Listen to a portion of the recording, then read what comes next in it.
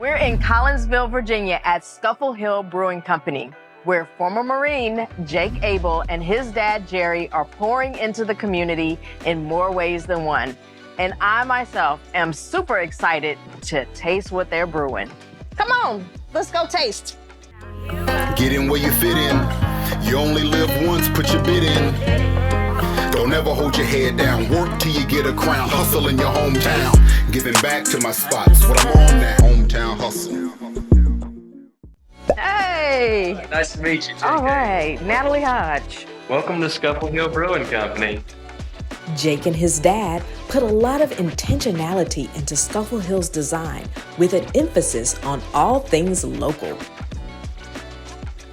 I love how you are using artists from the community to have their fingerprint on what you're building here. Our whole big thing is local everything, whether we can relate beer names to local or whether we can use local artists. I want it to come from Barksville, Henry County to highlight the local talent and everything that we have here, which leads me to go to the beer menu. Some of our beers are named after local history, like the Dick and Willie, named after the old railroad that became a famous walking trail. You have the Big Chair Blonde, which is named after the world's biggest chair that Bassett Furniture made. The TRICORN IPA is named after General Joseph Martin, and during the Revolutionary War, they used to wear a three-pronged hat called a tricorn. 3 different hops in it, 3 different points on the hat. It worked out well with the name. And then over here on the board, we have the Pint at Ford too. So all these beers, people pay for to someone that they can come in, and as long as they show a valid ID, they get a free beer. It's the community's way of giving back to whoever they want to.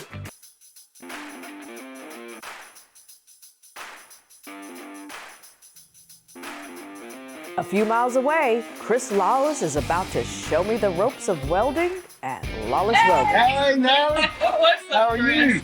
I'm excellent. Thank you for having us here. We're so happy to have you guys. We're going to kind of show you what we got going on. Before we take you back there, we totally got to get you changed up. We're going to do some safety glasses, some shoes. The heels got to go. You can rock the boots, I feel like, and we'll see what we can do inside. Get you walking. All right, thanks. I will change and I'll be right back. Awesome. I'm back. You're looking so much better. So much better. Yes. Official Yes, Lawless I like that. I like Welding that. You got your safety glass, you got your boots, Got my work your jeans. boots. I think we're ready to go. We're going to take a little tour of the plant. We got everybody working here in the shop today. We do on-site, off-site. I got some young guys with me, some 18-year-olds. Garrett is one of our individuals. He's in the welding program. He's getting some hands-on training. In school, you're in a bench doing the same thing day in and day out. In here, you might be on top of your head welding. You might be 3-4 inches off the ground. All of our TIG welding up the stainless steel tank up there. One of the guys know me. I think people have found out that there's a lack of tradesmen in the world. And that's the reason we try to take that initiative to train these people. Like trying to integrate some of these kids so when they go out into the workforce, they're not blindsided or they're not just in like culture shock of what a shop environment is like. Sometimes you want to pull your hair out, but everybody's got to start somewhere, right? Right, absolutely. You know, we got some guys working on the city truck. Yeah, for the city, they've been good to us too. Back when we first started the grant program, Martinsville Henry County Chamber, they helped us buy these 2 machines when we first started out. One's the brake and one's the shear. Both machines helped us be more profitable. Before we'd have to travel to Lake Patrick County, stuff like that to get it done.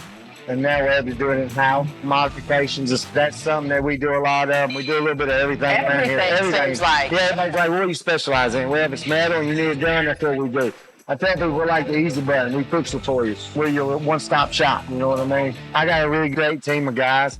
They work their butts off, and I've had to tell y'all ain't the best-looking bunch, but you get it done. You know? Well, today you're the best looking. Yeah, today, right? I know, right? How'd that happen? You know? Back at Scuffle Hill, Jake and Jerry share the building blocks of the brewery. And I love the community of it all. You know, Mountain Valley was first Hometown Hustlers on season 1, and just the relationship that you all have with sharing resources and supporting each other, I think that's really cool. Breweries are like one big family. There's never any bad blood between a brewery. And never any bad beer. That is true too. We want to help and support each other. We do collaboration brews sometimes where we all take the same beer recipe, make it at all the different places, and use it as a fundraiser beer. So Dad, how is it running this business with your son? It feels a little unreal. Never thought that I would be in business with him. It's a proud moment for me. When he got out of the Marines, he wanted to go learn how to brew beer. We both had this craft beer hobby, and it's been quite an undertaking. The brewery business seems like it's fun, it's easy, it's a little bit of a mad scientist type thing, but it doesn't go without its challenges. And the name Scuffle Hill, there's history behind that. When we first talked about General Joseph Martin, he was actually credited as the founder of Martinsville. When he moved here after the Revolutionary War, he bought his first plot of land he called Scuffle Hill because he said he had to scuffle up the money to buy that land. Well, much like him, we had to scuffle up the money to make a dream come true. Amazing. I love it. Well, let's scuffle up some beer and teach me a little bit about this craft beer movement. I enjoy beer, but I know nothing about it. I usually drink whatever the beer tender recommends. You're in luck because we have 12 different taps and plenty of stuff people may have heard of and never heard of before to try. We can go through all of that today. All of it. Oh. You're in for a fun afternoon. All right. Put it that way. Game on. So how did you get started in all of this? Basically what happened was Coger Air was my very first job, which is in town. So it made me want to go to college to learn how to weld. And I constantly kept evolving myself. And then eventually got to a point where I wanted to weld underwater. And I got diagnosed with Crohn's during that time period. So when I come back home, I had to figure out a way to make money. I wanted to be around here with my family. And I met my partner. Jordan had worked at another shop I was working at, making less money than me. He would run from one spot to another spot. Anywhere you can get money, I'm like, I want that guy with me, you know? In January of 2017, I believe it was, we partnered up. It probably took about a year before we finally got off on our feet. There was only 3 of us, me, Jordan, and Paul. Now, we've been here 5 years. We're running out of room. Yeah, looks like you got a lot going on. Yes, we went from 3 people to 14 now. This is one of our, like, the crown signs we're doing for the amphitheater, for the sports complex for those guys. Well, it's about that time for me to become a competitor, potentially. Yeah, I'm all about it. Let's get you educated. Before I get my weld on, it's time to drink some Beer. Beer. What a brewery is all about. So, like you said earlier, you like beer, but you don't know much about it. So what we're going to do is we're going to go through the tasting of all 12 taps. Okay. If Dad brings out the flights, you're going to be blindfolded and get multiple choice to guess which beers are which from that menu. I'm going to say this is the Big Chair Blonde. That's got some zest to it. I'm going to say this, for right now, I'm going to say this is the Lawnmower. I'm going to go with this as the Sour. Okay, yeah, this is much more spicy. This is the Cerveza. This could be the Sour too, because I'm feeling uckery. Starting to feel it now. It's game time at Lawless Welding. You got the jacket? Yes. You gotta make sure you have a jacket. You don't want your arms and stuff to get burnt. No. You got your gloves here, usually leather. You got your head on to keep your head, because short-haired people like us, we don't want to get our hair burnt. Nope. Can't lose any. One thing to remember, whoever's with you, make sure that they do not stare at the pretty blue light. So that's why the hood's here. The hood is here to protect you. You got your boots on, got your safety glasses on. We have a grounding clamp that's down there on our table. And right here, once we pull this trigger and strike here, this is where our arc will be created at, okay? So we're gonna put our hoods on now. Just on. Tighten them on, see if you can get that bad boy on there. Yeah. Good? Cool. All right, so now what we'll do is we're gonna tag this metal up since you want this job so bad. I want this job. I know you do, I know you do. All right, we'll get it over here. All right, we're gonna tag this up first. I'll get it tagged up for you.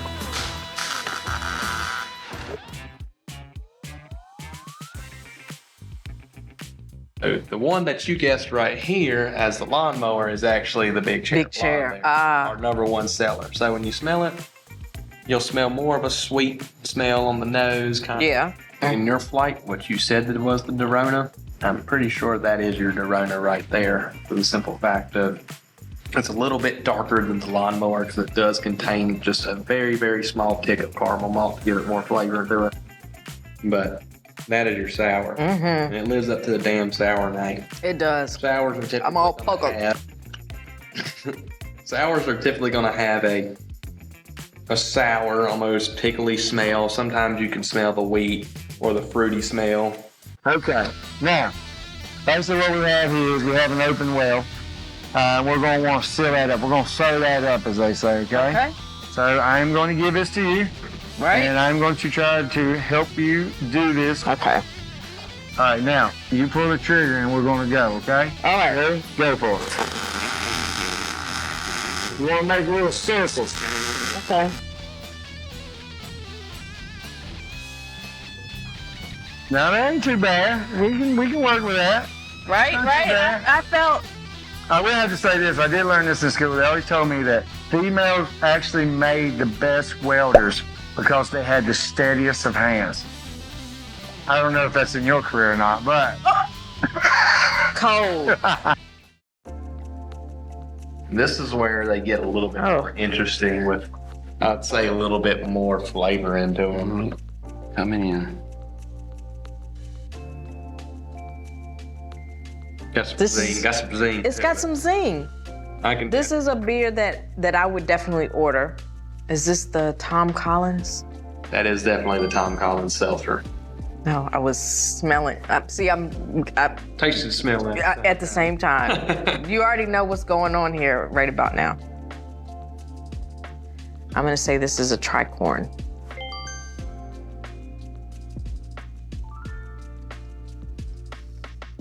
All of these things are swirling around in my head right now. This is the effect of beer. Too bad we got, I guess, 5 more. We do have more to sound. Well, that's fun with tasting too. You get a little tipsy. Oh. Now this is the Dick and Willie. It's a maple oat something. Maple oatmeal stout. Yeah. How long does it take you to come up with a recipe like this? So when we were homebrewing, I had basic recipe held down, and I have this program called Beersmith. And a lot of my homebrew recipes, I was able to scale up using a calculation of that. It could take me maybe a few minutes to a whole day to write a recipe of what I want to do reading the beer style. But whether or not it tastes good, that's what you got to do. You got to brew it, taste it, find out what you like about it. If there's something you want to tweak either way, needs more of this, needs less of this, then when you brew it again, you make those adjustments in your calculations. So thinking about some of the local resources that you've used to help support all the hard work, anything else that has supported your business along the way? Without any doubt, my community, 90% of what we do is in Martinsville, Henry County. I'm very proud of that. And I have been just ultimately blessed with people like, I don't know if it's me coming out from the gutter and they know where I come from, but your community is the biggest deal you can have. Don't burn any bridges. Don't burn bridges. Don't burn weld bridges. them. Hey, yeah, weld them, exactly. Yes, I agree with that. What's next for Lawless? What do you see as the future, the next step in this? Right now, I'm pursuing actually getting my CWI, which is Certified Weld Inspector.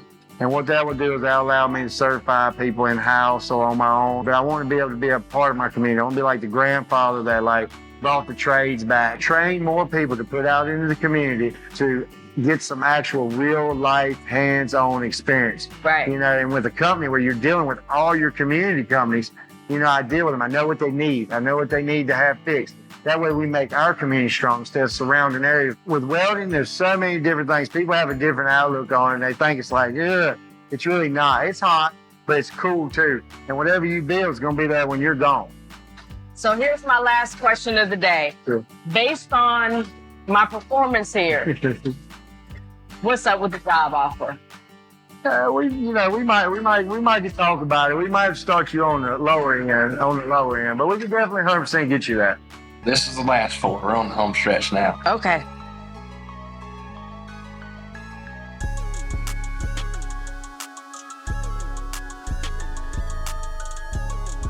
And then we got the Legend of Bernard Evo. Well, let me try to pronounce this better. A lot of people would say Piwo Grodzicki, but it's a Polish beer, so it'd be Piwo Grodzicki, like that. Piwo Grodzicki. Piwo Grodzicki. Oh, Grodzicki. Piwo Grodzicki. Exactly. This is the cantaloupe. No. Period.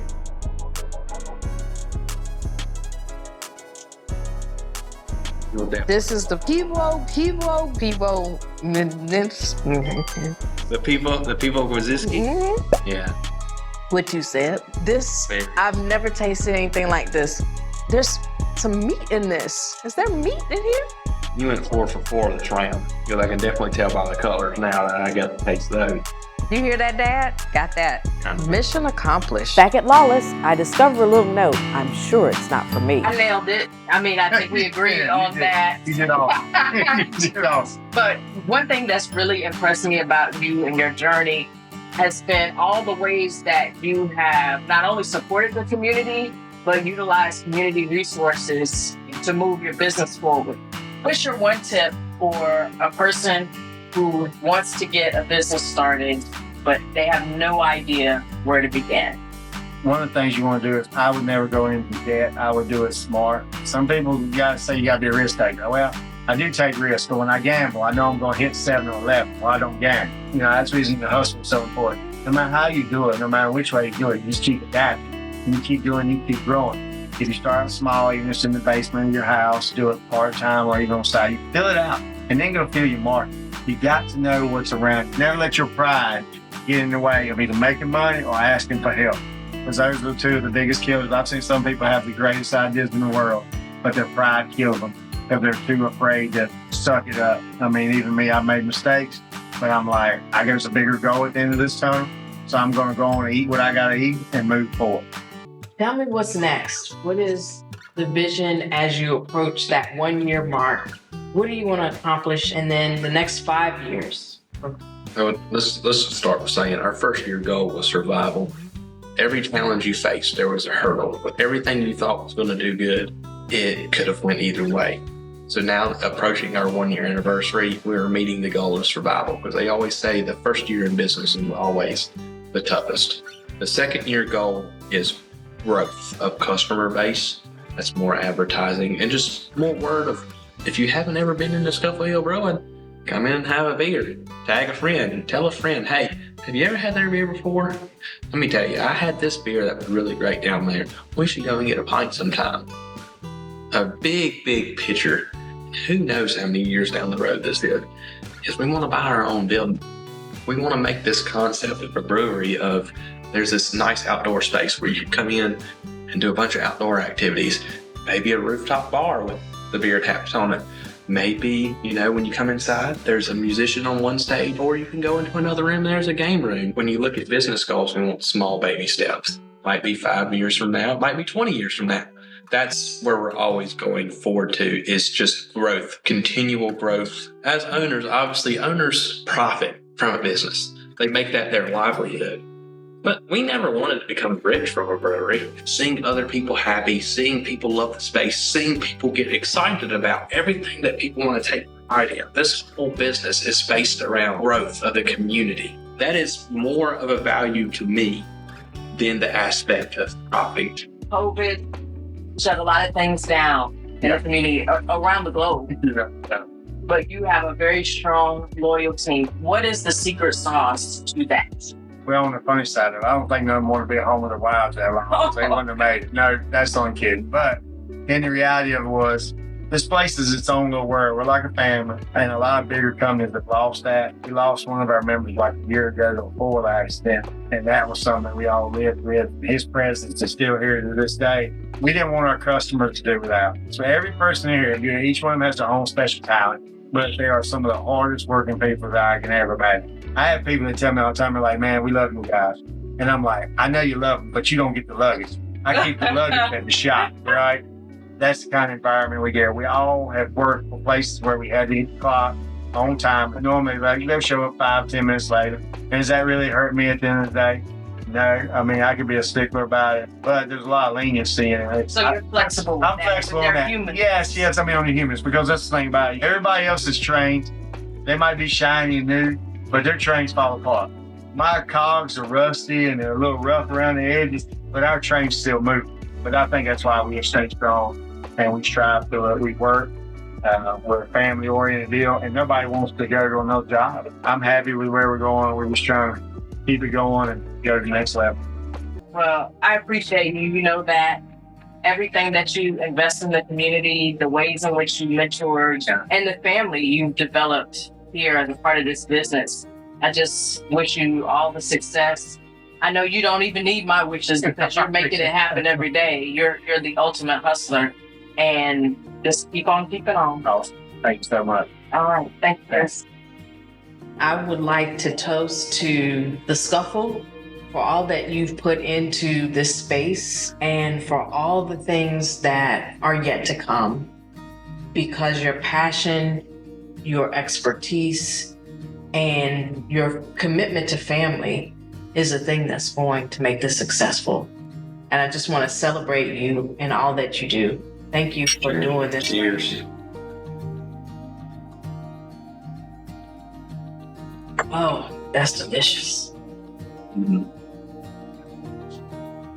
We have had the most amazing day in Henry County at Scuffle Hill Brewing and Lawless Welding with two examples of business owners who have built it from the ground up. And we're so appreciative to our episode sponsors, Martinsville Henry County Economic Development Corporation, the Lester Group, and our main sponsor for this season, Rise Collaborative. Thank you all for what you do for our community and what you do for the hustle.